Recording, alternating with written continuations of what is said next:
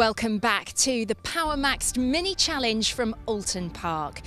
Now, being a bit of a special weekend, the championship have decided to throw in something a little bit different for the next race. And it's something that will really test our drivers' skills.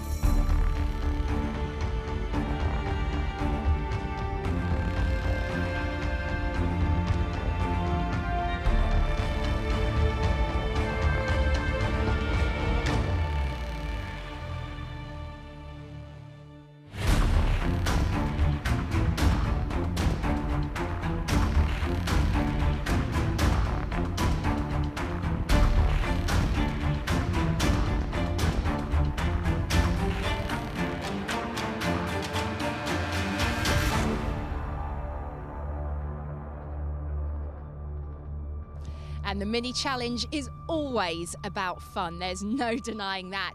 Now, a fun and popular feature of the mini festival is the grid walk.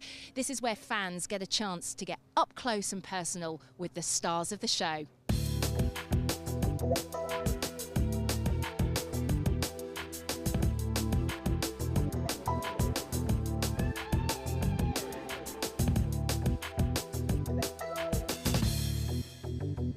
So with the Gen 3s and JCWs already lined up, let's get the tarmac cleared and head over to Ben.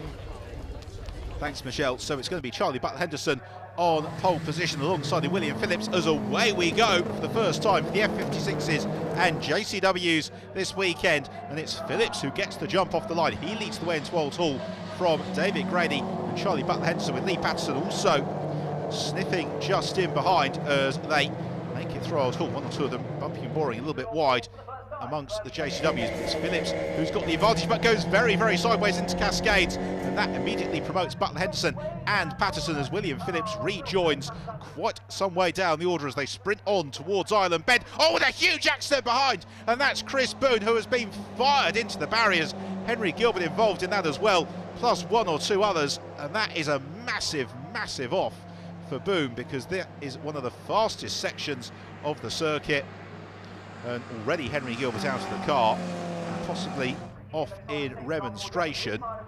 The race continues, however, and it is still Butler-Henderson who leads the way. He has broken clear of Lee Patterson, although for how long you have to wonder, because the safety car would appear to be something of an inevitability. Meanwhile, Sam Osborne is there in pursuit of Ryan Road and trying to squeeze his way past, likewise Lawrence Davey looking to make ground. Well, that is what we want to see, drivers out of the car.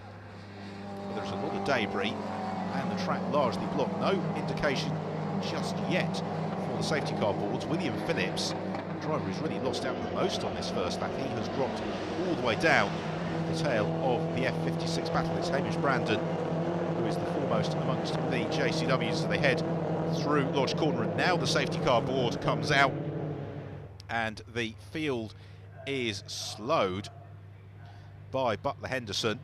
Now Rico and Chris James, and Henry Gilbert appeared to have turned across him. It was Chris Boone who was the driver who got absolutely fired into instant as James then still comes from Inco and Chris Boone. Well, they certainly build these Power Max Mini Challenge races strong. Glad to report no injuries, but as the red flag comes out, that unfortunately looks like it probably won't polish out for Boone.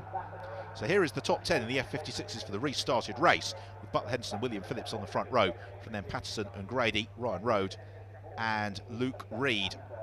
Amongst the JCWs, Neil Newston and Hamish Brandon at the front, from Kevin O'Connor and Steve Ruxton Cocker. So, second time around, let's see how we get on. Revs rise, and away we go. That's a much better start from Charlie Butler-Henderson, who would appear to have converted it, or has he, because William Phillips draws alongside him and looks to challenge into Old Hall, but it's Butler-Henderson who leads through the opening turn. It's behind Ryan Road and Sam Osborne do battle. Rob Smith runs wide a little bit further back. It's Hamish Brandon who has immediately jumped clear in the JCWs, in car with Lee Patterson in third position. Downshifts through Cascades, then they sprint along towards Island Bend. And now the key for Butler-Henderson is, will he be able to keep those behind him all the way through to the flag? It could be tricky to overtake here at Oulton Park. We've seen that in the British Touring Car Championship already this year. But Henderson knows if he sticks to the racing line, it's going to be pretty tricky for those behind. But it's quite the queue that's beginning to form up. There is Ryan Rhodes. He's got the bright blue car of Lawrence Davey just tucked in behind him. Harry Volkard also in and amongst a gaggle of cars. Meanwhile, the front of the JCW runners, possibly in amongst some of the slower F56s, as Butler Henderson trying to keep it nice and smooth on this opening lap, and nobody wants to concede any ground to the car in front. They're all content to run as a pack just at the moment. Luke Reed well up in these early stages. We've got this battle there, the JCW runners, with Neil Newsted having quite a queue behind him as Hamish Brandon looks to ease away as they accelerate on through Druids. Here comes Brandon now. He's got one or two cars just ahead of him. That's Chris Oakman immediately in front of him in his 56. As now Lawrence Davey looks to the inside of Ryan Road. This has been the move most likely to happen all the way through the course of this lap, really. Davey clearly feels he's got a very quick car underneath him, as Butler Henderson just covers the inside line into Oulton, makes sure there's no way past William Phillips as they swing through Oulton, out over the rumble strip and then down through the avenue into Cascades. Well, frustrating for Lawrence Davey. He couldn't see potentially the race leaders beginning to now break away somewhat, because we've got Butler Henderson, then Phillips, Lee Patterson and David Grady. There's now Lawrence Davey coming under a little bit of pressure from the bright yellow car. That's Harry Volkard. And then they've got Sam Osborne, Ben Ballog just in behind them. Through Shell Oil's corner, out over the crest, picking up the throttle and accelerating on towards Britain's. One of the two chicanes that intercept this long back stretch at Oulton Park, and for safety reasons in the 80s and 90s respectively. Certainly in two Hislops there is that overtaking potential, but nobody quite close enough to challenge on this occasion. There is David Grady in fourth. He's got Luke Reed just behind him as they flick through Knickerbock. Oh, and Luke Reed gets it all wrong. The car bounces sideways, and as Reed has to correct it, that fires him off through the gravel trap, and Luke Reed losing a lot of ground as a result. That will demote him all the way down towards the bottom of the top 10. It was a tiny mistake as he just put a wheel on the grass and tipped the car sideways as he unwound the steering lock. That meant no option really but to run into and through the gravel trap. So now it is Road who moves up into fifth. He has Lawrence Davey remaining on his tail. Meanwhile, David Grady in fourth, just beginning to apply a little bit of pressure to Lee Patterson as in the JCW class.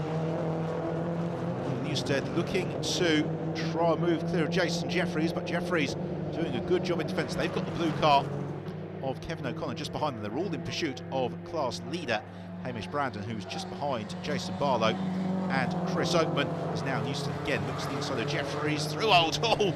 Well, there wasn't much space there, but Neil Newstead able to get his elbows out and find a way past. So Neil Newstead is up to second amongst the JCWs. Here is Craig Freeman, who's doing battle with Callum King, again in the JCW class. And they've got Steve Ruxton Cockett just in behind them as their class leader. Hamish Brandon, who's got this great battle between Oakman and Barlow going on ahead of him, and they make contact. In fact, Chris Oakman barges into the side of Jason Barlow, and that is now giving Neil Newstead the opportunity to really challenge Hamish Brandon, and this is not what Brandon wants late on in the race.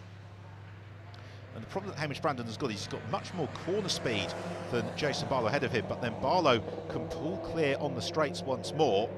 So Hamish Brandon would dearly love to get the car of Barlow between himself and Neil Newstead. As it is, Hamish Brandon has to defend from Neil Newstead into Hizzies, which he manages to do, so no way past for Neil Newstead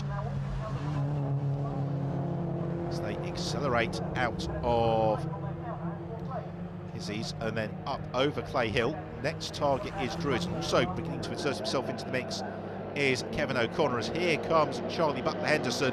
This has been a magnificently controlled race from Butler Henderson. There's been no way past William Phillips. The same goes for Lee Patterson. So Butler Henderson accelerates up onto the start and finish stretch. The checkered flag goes out, and Charlie Butler Henderson takes the win from William Phillips and Lee Patterson. So Butler Henderson celebrates victory, but what about the JCW class? Here it comes now, and Hamish Brandon defending from Neil Newstead, but Neil Newstead has to consult his mirrors because he has Kevin O'Connor snapping at his heels as they turn through Lodge. And then on towards the flag. It's been a very fine drive from Hamish Brandon. He takes the class victory. Neil Newstead does indeed hold off Kevin O'Connor at the line. Some ferocious racing throughout the field then. Let's take a look at the classification. So in the F56s, Butler Henderson wins it from Phillips and Patterson, and then it's David Grady, Ryan Rode and Lawrence Davey. Luke Reed recovering to 10th after his moment. In the JCW class, Hamish Brandon victorious from Neil Newstead, and Kevin O'Connor with Jason Jeffries just off the podium.